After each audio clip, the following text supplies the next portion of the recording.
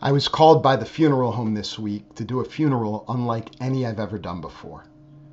I was told that due to the coronavirus, there would be no family, there would be no friends present. It would just be me and the body of the man who passed away. The family members were too elderly or they lived too far away. So I drove out to Long Island. I got to the cemetery.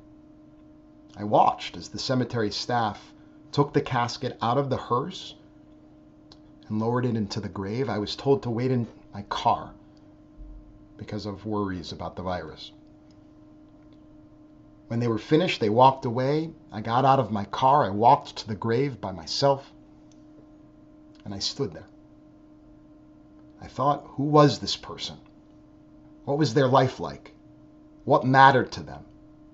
Who did they love? Who loved them? What funny jokes and anecdotes were there to tell about them? How did they make this world a better place? Who was this? This virus has created innumerable challenges and problems. It's led to job loss. It's led to illness. And yeah, it's led to death. But that moment at the cemetery represented for me the worst of all. This virus has left people alone. We spent many hours as a community talking about the perils of loneliness, how loneliness itself has become an epidemic, how it's led our children, our parents, ourselves to emotional, physical, spiritual problems. Human beings need one another. We need one another to function, to live with purpose.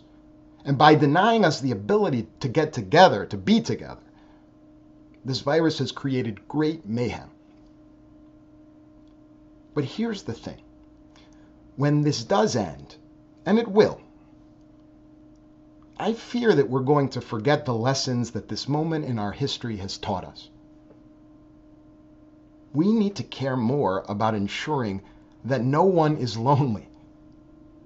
We have to care about ensuring that those people who are most isolated, who are most cut off, whether it's by illness, by social stigma, by age, by whatever, we need to make sure that these people have a place, that they have others who will be there for them.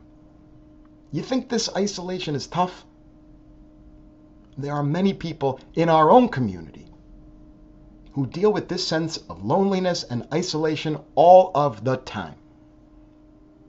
We need to do a better job of thinking of them, being there for them, and ensuring that there is a place for them.